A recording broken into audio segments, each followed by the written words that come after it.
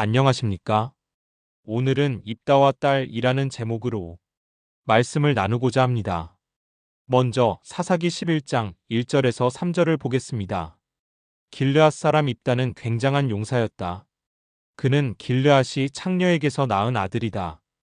길르앗의 본처도 여러 아들을 낳았는데 그들이 자라서 입다를 쫓아내며 그에게 말하였다. 너는 우리의 어머니가 아닌 다른 여인의 아들이므로 우리 아버지의 유산을 이어받을 수 없다. 그래서 입다는 자기의 이복 형제들을 피하여 도망가서 도비라는 땅에서 살았는데 건달패들이 입다에게 모여들어 그를 따라다녔다. 이렇게 기록되어 있습니다. 입다는 길르앗 사람이며 큰 용사였지만 어머니의 출신이 좋지 못해 가문에서 쫓겨나 건달패의 두목이 되었는데 그때 아람 족속이 쳐들어왔다고 본문은 말합니다. 이어지는 내용을 보면 다급해진 길르앗 장로들이 입다를 찾아와 지도자가 되어달라고 부탁합니다. 입다는 전체 군대를 통솔할 수 있는 지휘권을 달라는 조건을 걸고 그들의 제안을 받아들입니다. 이후 입다와 암몬 족속의 왕 사이에 사절단이 오가면서 영토 분쟁이 시작됩니다. 영토 분쟁은 예나 지금이나 늘 자기들의 입장에서만 생각하고 말하기 때문에 암몬의 입장에서 보면 암몬이 옳고 이스라엘의 입장에서 보면 이스라엘이 옳습니다. 결국 협상은 결렬되고 전쟁이 시작되는데 결과는 입다가 지휘하는 이스라엘의 대승으로 끝납니다. 하지만 이어서 현대인이 이해하기 힘든 이상한 상황이 펼쳐집니다. 30절에서 40절을 보겠습니다. 그때에 입다가 주님께 서원하였다. 하나님이 암몬 자손을 내 손에 넘겨주신다면 내가 암몬 자손을 이기고 무사히 돌아올 때에 누구든지 내 집 문에서 먼저 나를 맞으러 나오는 그 사람은 주님의 것이 될 것입니다. 내가 번제물로 그를 드리겠습니다. 그런 다음에 입다는 암몬 자손에게 건너가서 그들과 싸웠다. 주님께서 그들을 입다의 손에 넘겨주시니 그는 아로엘에서 민니까지 20성읍을 쳐부수고 아벨그라민까지 크게 무찔렀다. 그리하여 암몬 자손은 이스라엘 자손 앞에 항복하고 말았다.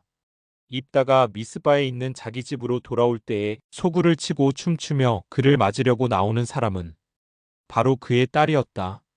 그는 입다의 무남 동료였다. 입다는 자기 딸을 보는 순간 옷을 찢으며 부르짖었다. 아이고 이 자식아, 내가 이 아버지의 가슴을 후벼 파는구나. 나를 이렇게 괴롭히는 것이 하필이면 왜 너란 말이냐?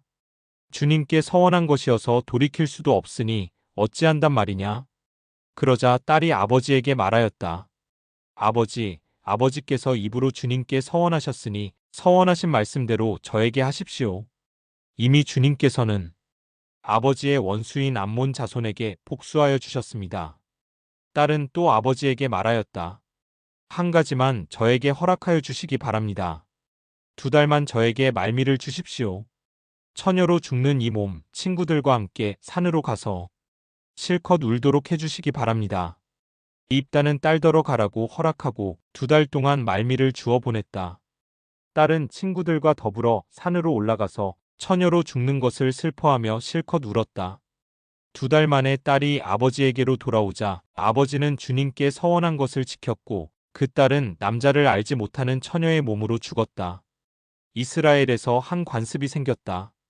이스라엘 여자들이 해마다 산으로 들어가서 길르앗 사람 입다의 딸을 애도하여 나흘 동안 슬피 우는 것이다. 이렇게 기록되어 있습니다. 창세기를 강해할 때 하나님께서 아브라함을 시험하시려고 이삭을 제물로 바치라고 했던 기록을 공부한 적이 있습니다. 그 본문은 인신제의 그러니까 사람을 제물로 바치는 당시의 풍습으로부터 이스라엘도 자유롭지 못했다는 흔적이라고 말씀드렸습니다.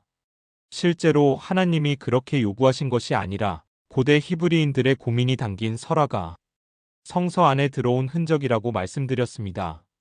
오늘 본문도 그런 흔적으로 학자들은 보고 있습니다. 그러니까 어떻게 하나님이 이런 서원을 받으시고 그대로 실행하게 하신단 말인가? 라는 고민을 하실 필요는 전혀 없습니다. 고대 사회에서 이런 풍습은 흔한 것이었습니다.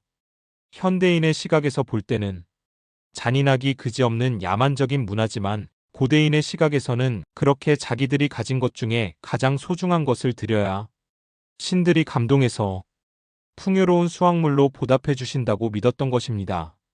이스라엘 역시 같은 환경 같은 처지에 살면서 그런 문화적 해석을 완전히 무시하기는 어려웠을 것입니다.